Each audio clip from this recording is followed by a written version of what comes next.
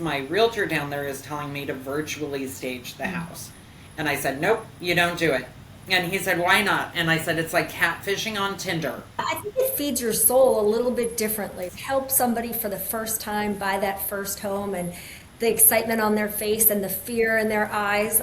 There's something special about that.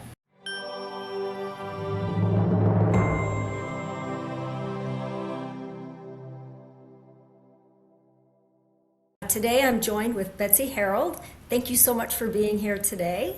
Thank you for having me. Absolutely.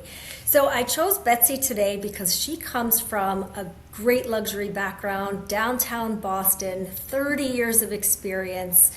I mean, it just doesn't get any better than that. And she's from very close to my hometown. I grew up outside of Boston.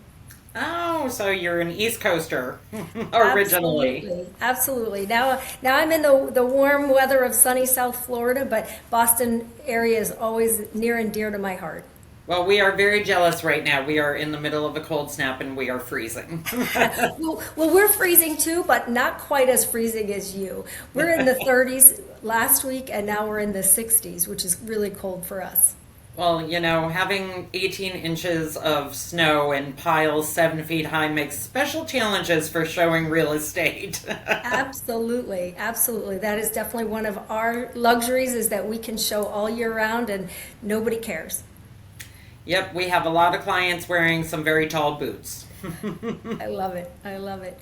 Well, Betsy, let's jump in here. Talk to us a little bit about how you got into real estate. I mean, 30 years, that's a long time. There's not that many people out there that can say that they've been doing this for 30 years. I mean, to make it through in this industry for 30 years, you've got serious fortitude. This is not for the faint at heart, and you've closed over 50 million a year as a solo agent, which is incredible. Yes, I'm not going to lie, it's a lot of work. Had I known everything when I got into it, would I have done it? Who knows? But now it's my career, it's my life, it's my love. I have a lot of passion for it. I have a lot of loyalty to my clients, so I'm in it for the long haul, obviously.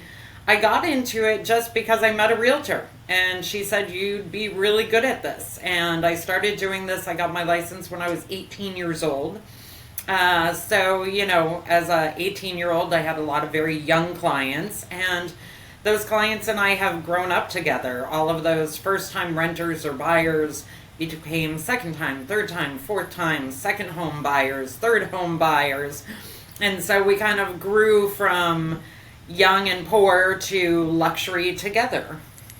That's a great story. I love that.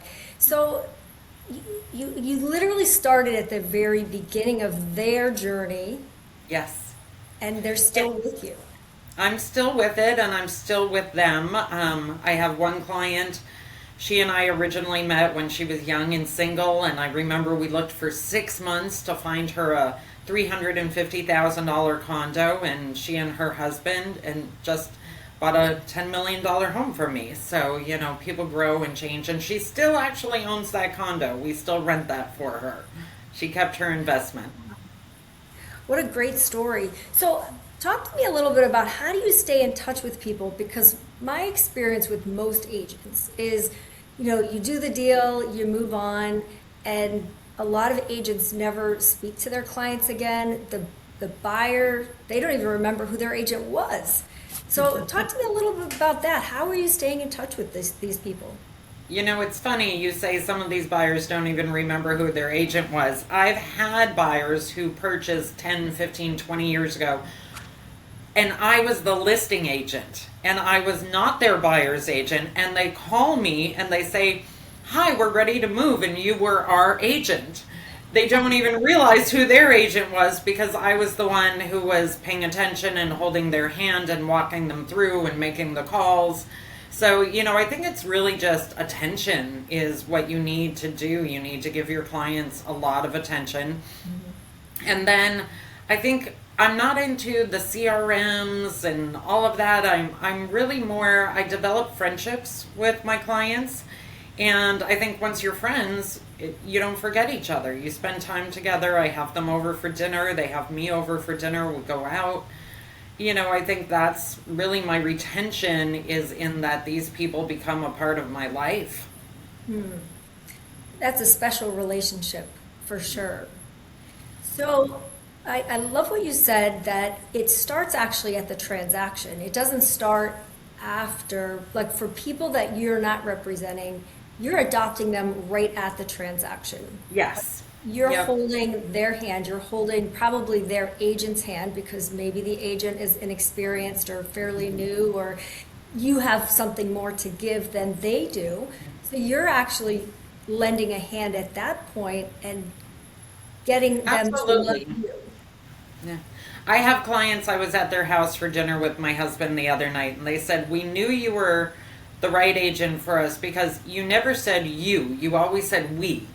And I said, "I didn't even realize I do that." And they said, "Yes, you said we need to look at this house, or we need to pay attention to A, B, and C, or we're gonna love this one." And they said you were just in it with us. You were so important to our transaction. Wow. Yeah, so they felt like you were truly part of the journey, not just the person opening the door.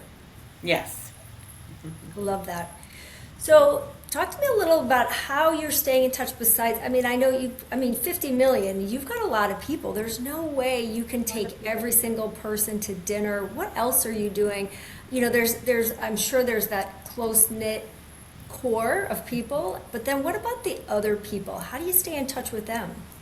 It's a good question, and I try and remember that I really see being a realtor as not somebody with keys who opens doors. I see being a realtor as a financial advisor. Buying a home is a lot of people's most important investment that they will ever make in their life.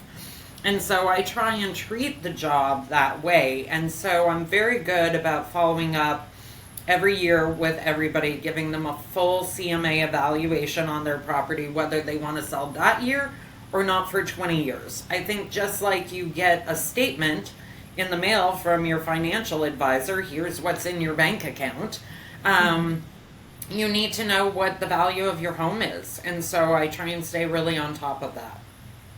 That's great. And when do you do that? Like January? Every January. Every January, and you do it for Yep. everybody. Everybody who's ever bought. And I ran into a woman who, embarrassingly, I had forgotten at a coffee shop a few years ago. I had sold her a condo maybe my second year in real estate over 30 years ago. She still lives there. And she said, "Oh, I get your package every January. I look forward to it." And I said, "Really, I'm glad that we're talking, because I was thinking, should I start doing it in an email? Because I still mail the thing." Okay. And she said, "Oh, no." She said, "I wouldn't read the email, but I open the package every time it comes."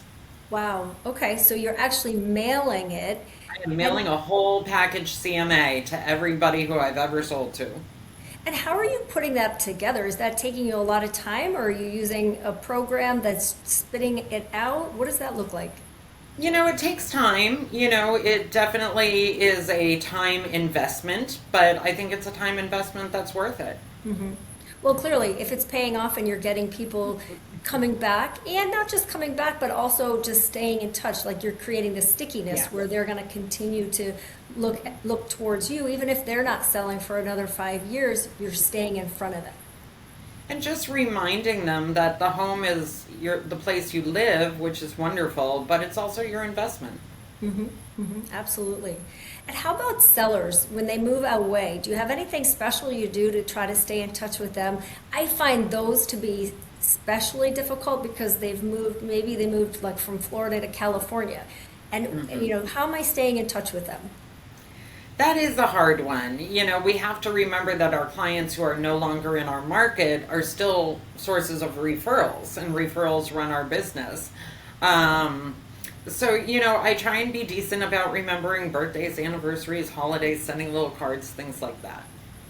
Yeah, it's definitely a little bit more challenging, especially like on year 10, Yes. right? Yeah. Because we've lost a little bit of touch, but I know for us, people do come back. We've had people move They do. to California and then they come back, and because we stayed in touch, they do come back to us. Yeah. So we try to get a little creative with how do we do that. Yep. How about Sandra, events? Do you do froze. any events for your clients? We do a full office event, which we all do together. We pitch in together, and it's called the Mix and Mingle. And we do it every year. We invite all of our clients, but we also invite other people in the real estate industry.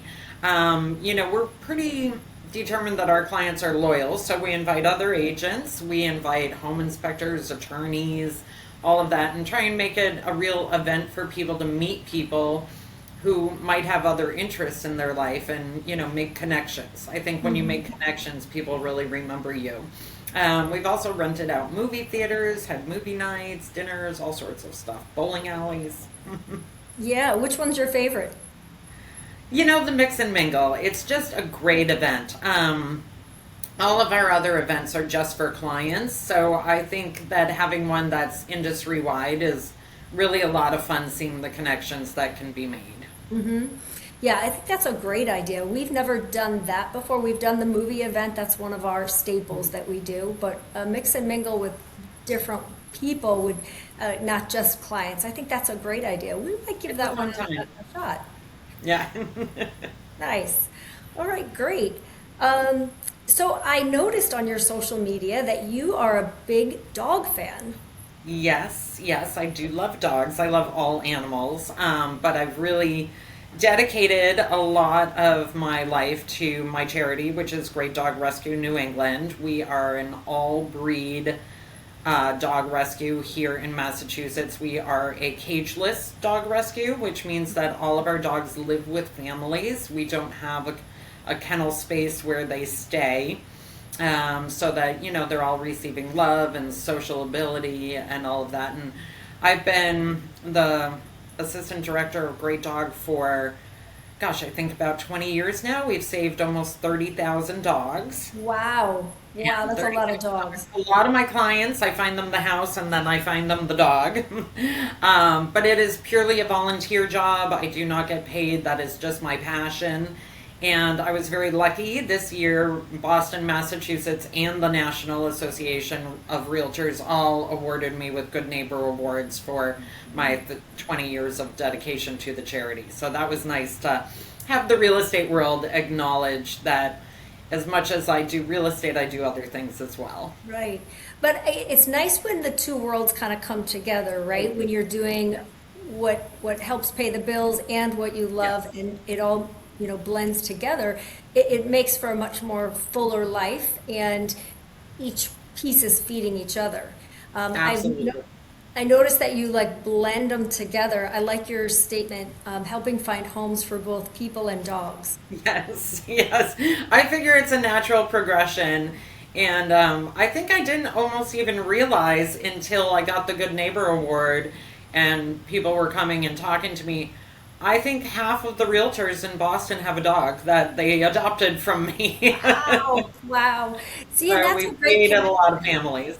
What a great connection. And, a lot of agents think the connections are just with the clients, but really you need the other agents to be on good terms with you and to work with you. And I think that's something that a lot of agents kind of forget about. And it becomes a little bit more like a me against you situation. Yeah. But hey, if you're helping them adopt a dog, they probably like you. I tell every new agent who comes into our company, the number one thing you can do for yourself is play well with others. Mm-hmm. It is a very unique industry. I don't know that there are many out there where to be successful, you have to work well with the competition and you have to be friendly with the competition. And, there's 1,000 times when those good relationships are going to benefit your clients. When somebody tells you about a listing before it hits the market, or when there's a bidding war, and, you say to your seller, I know this broker, this is a good agent, they're going to get the deal done. That really helps their buyer. Absolutely. And it is hard sometimes when the other agent does get a little bit more, defensive, or... Yes. They feel like they want to win. I know I always try to say, we're in this together. Yes. Our job is to get this done together. We're working as a team.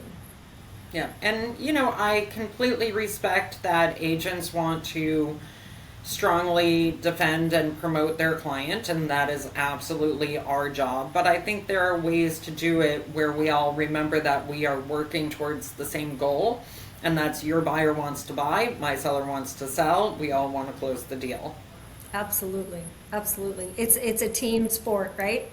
It is. It absolutely is. Historic nature and architecture really does play a huge role in our real estate, both positively and negatively sometimes. We're dealing with a very expensive 02116 is, one of the most expensive zip codes in the country. But we're dealing with architecture that was built before there were cars. And so, parking is a commodity in Boston like nowhere else. We're dealing with 5-6 story brownstones that most of them don't have space for an elevator. So we're asking people to pay a lot of money for things that don't have a lot of conveniences because they're just not possible here. And I think that creates an interesting little pocket. Absolutely. Yeah, it's interesting how, we're both in luxury, but your experience is so incredibly different than mine. So different. Yeah. We don't have that history here that you have, which makes your job so much more, I think, unique and interesting. Yeah. I mean, we had a beautiful single family here in the Back Bay that had only one parking space and the owner desperately wanted two. And then we had another one next door where they were trying to sell a condo. They couldn't sell because they had no parking option. And a space came available for sale separately in the alley. And they literally duked it out, standing outside in the alley at an auction, and paid over $1 million for the parking spot because it meant that much to have it with their property. Wow. Wow, Yeah. That's an interesting deal there. And people coming from somewhere where parking is not as difficult often are just blown away by how big a role that plays in our real estate. Yeah, every area has its own nuances, right? Yeah, And absolutely. understanding that, like, for somebody moving like from my area to your area would just be shocked at the differences, and so they really do need somebody like you that is Oh yeah. an expert at the area, and you can explain to them parking spaces, elevator issues, all of those things that I wouldn't know about coming from Florida. Yeah. And it is, they'll see one beautiful penthouse that's 5 million and one beautiful penthouse that looks the same that's 3.5 million, and they'll say, well, that one's the better deal, and they need somebody to say no because this one has an elevator and that one doesn't. And there is that delta if you're walking up 6 flights of stairs every day versus sailing up in your elevator, and that's a big deal here. Yeah.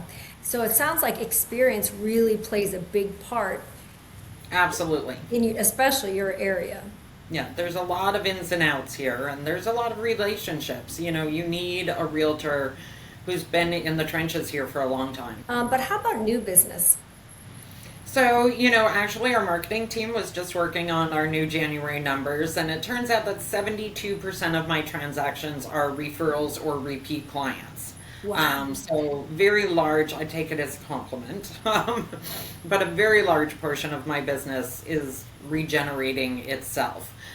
New business, I go back to the basics a lot of the time.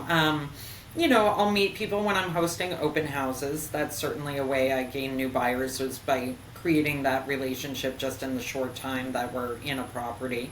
But I don't forget, my roots, and I still teach first-time home buyer classes, which I nice. love doing. And, I still teach classes for veterans on home buying, and these are not high-end clients. These are people spending $300 to $700, which in Boston, I know that it sounds expensive. Some places in the country, in Right. Boston, that's kind of our bottom end. But, I remind myself that almost all of my luxury clients started out as first-time home buyers. So I still give them my priority, and I treat those clients that I get out of these classes like any other client. If they're spending 500 or 5 million, I give them the same amount of service. So while you are a top luxury agent, you still remember where you came from, and you're still do. willing to serve those people. And actually, they're some of my favorites. I really love the first time home buyers. It gives me something more fun to do. yeah, I think it feeds your soul a little bit differently, right? It When does. you It does. help somebody for the first time buy that first home and the excitement on their face and the fear in their eyes, there's something special about that. And just, I think it's the appreciation too. You know, they really need guidance and they just really appreciate somebody who's willing to give that to them honest and true. Yeah, I agree. So how do you market these first-time home buyer seminars? Like, where are you finding the people that want to come to this? So, you know, we've done many things. Sometimes I combine my love of dogs and real estate, and we've done them at dog events, you know, where people can come and meet and hold puppies or bring their dog and at the same time take a first-time home buyers class. So that's kind of fun. And I've had a good relationship in the past with some of the luxury apartment buildings where they'll allow me to come in and host these classes. They know that their demographic is going to move on at some point, and they're happy to help them do it the right way as a service to their residents. Well, that's fun. And then you're not really paying for a space. No, no, you're just a guest host. You're there, and you know, you don't go in anticipating to get anything out of it. I think I go in with the attitude that this is education, and if that turns into clients, then that's great. I love it. I love it. And again, you're mixing your passions, both of them Yes. together, and you're paying it forward. And in my experience, that when we pay it forward, it always pays off in the end, even if that was not the intention. You know, a lot of times we do it to feed our soul, but Yes. we reap the benefits in so many other ways as well. Absolutely agree. Yeah. So what else do you do that you think is just, super special, something that Betsy does? Oh gosh, that's a tough question. I'm not sure really. I think I'm there myself. You know, as you mentioned, I'm a solo agent. I do not have a team. I know that the majority of luxury agents across the country have gone with the team kind of mentality, and I respect that. I think it's a great way to do it. I keep my business smaller, and I do it by myself. And I do every showing. I do every open house. I'm the one you get on the phone every time. I'm the one checking the paperwork. So I think it's just what works for me. It's what works for my clients. And I think people really love that one-on-one personalized attention that you get when you're just dealing with the realtor you hired. Well, it's clearly working for you. Selling over 50 million a year is no small task, so it's definitely working for you. And you seem very happy and wanting to be the person. And that's Oh, yeah. that's amazing after 30 years. Yes. Well, I take a month-long vacation every year. I think that helps. So do you do anything different with luxury versus non-luxury clients? Like, do you do more things for a luxury client? You know, I wouldn't say it's more things. I try very hard to treat every client the same, and every listing is important, every buyer is important. But I do think you do different things because different advertising, different marketing is going to appeal to a different clientele. So what's generally going to bring people into a $900,000 listing might be very different than what's going to bring people into a $6 million listing. One of my favorites was I had a beautiful penthouse on Beacon Street with river views, and we did an artist night there. We had 3 or 4 artists come into the space and set up their artwork. We had it fully catered. That was another successful event where we didn't just invite brokers and buyers, but we invited the neighbors in the neighborhood and the historic society. And we had a big fun evening where people could come and buy art from a local broker, but at the same time they could see the space and maybe fall in love with it. That sounds like an incredible event. Are you It was the fun. event planner or do you hire somebody to do that for you? I do it myself. I must be a control freak. It's like I do all of this myself. I get help from my marketing team. They're wonderful. Okay, okay. I just find events to be a little bit overwhelming to put together, so I'm impressed that you managed to put it together and sell the real estate at the same time. Yes, it's fun. It's a good time. It's fun to think outside the box. Yes, and I know at the end of the event you feel like that was incredible, like you're so glad you did it. You feel like you just finished your wedding, you're exhausted. Yeah. Talk to me a little bit about your vendors. How do you choose your vendors? Do you have like set people that you work with, especially on the luxury side?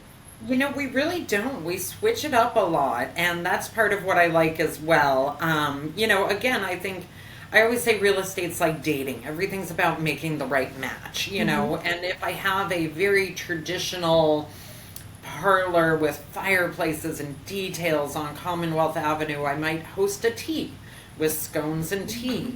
If I have, a cute little neighborhood place, I'm going to do a pizza party from the neighborhood pizza place.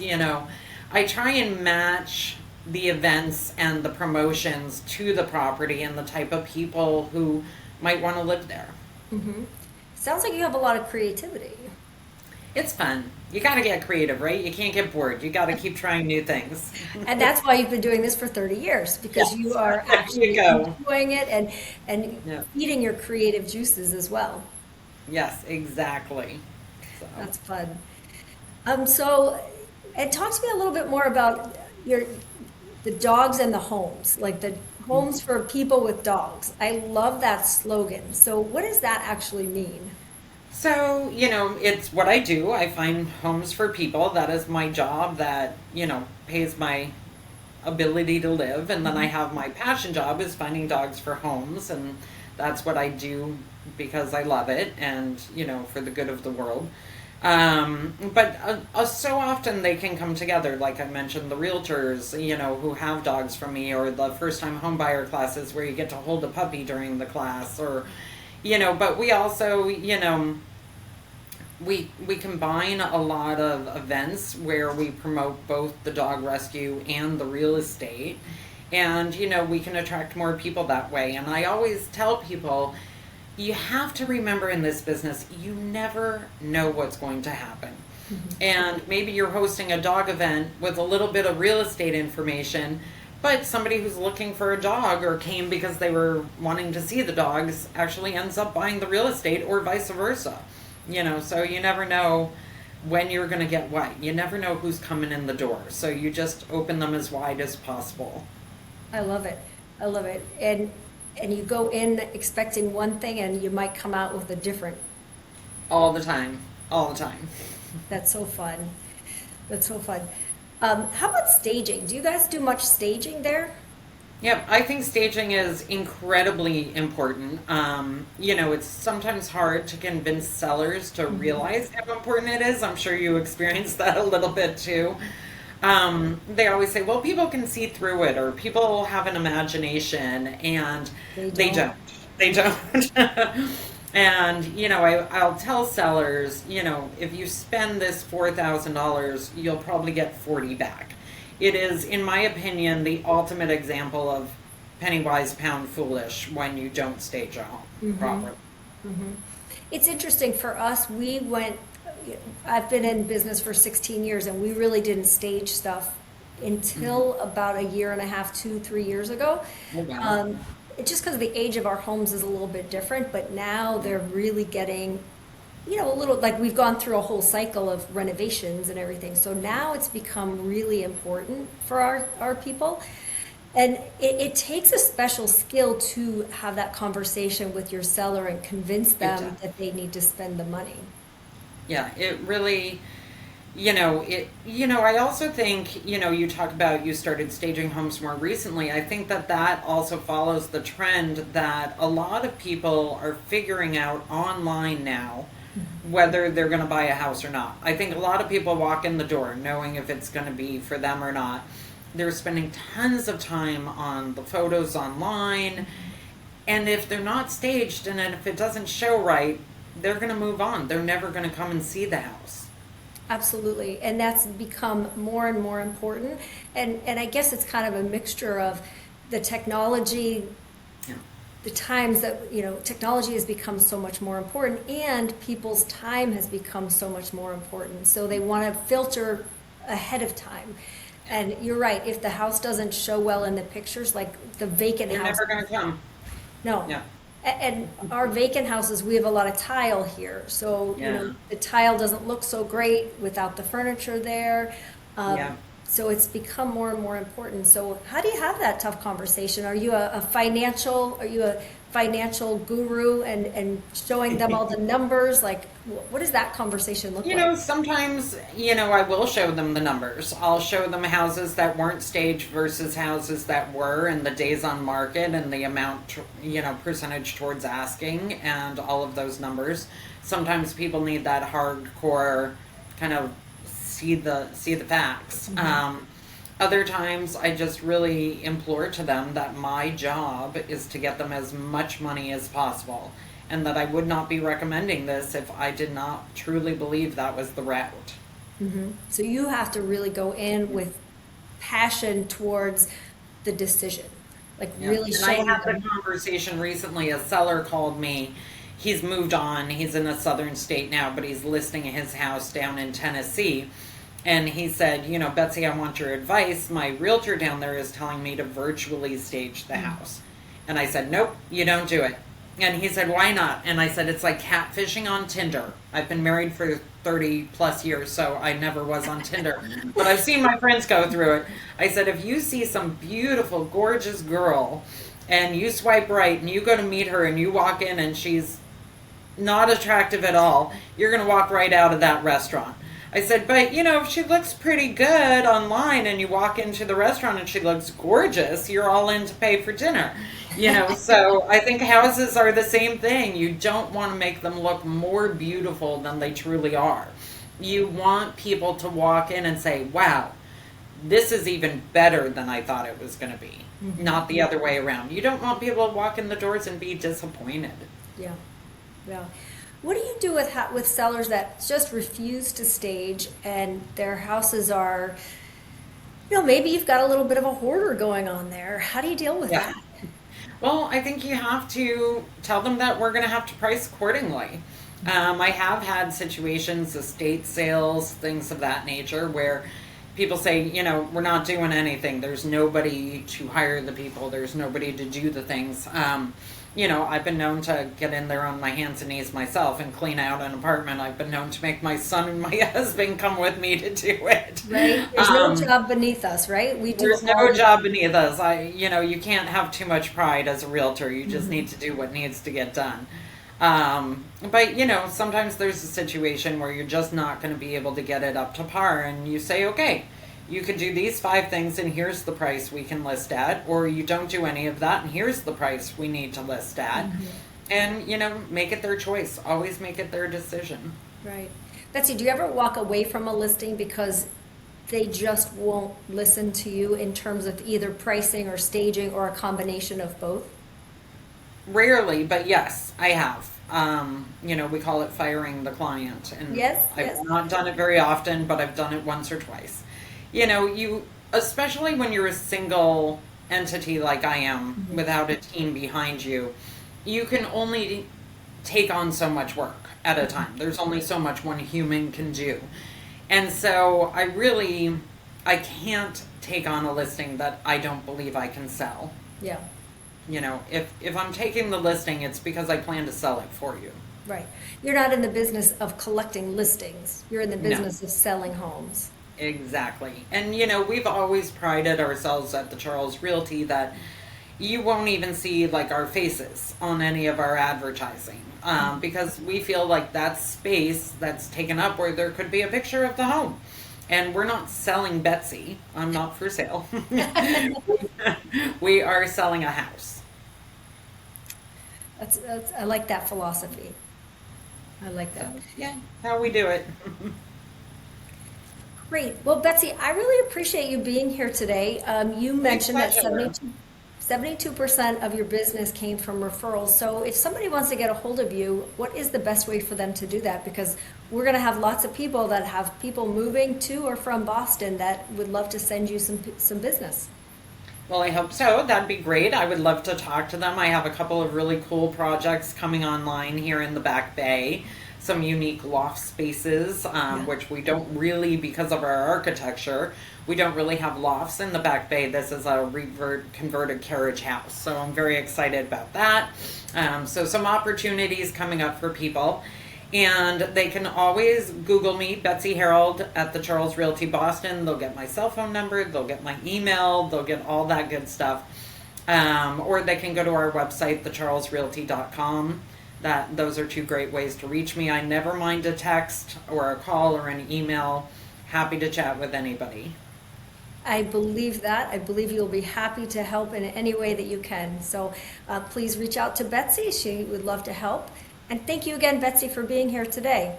Sandra, thank you so much for having me. It was lovely getting to talk with you. You're welcome. Have a great day. You too. Bye-bye. Thank you for joining us for Mastering Luxury with Sandra. Make sure to subscribe and follow us so that you never miss a moment of the inside look at luxury real estate.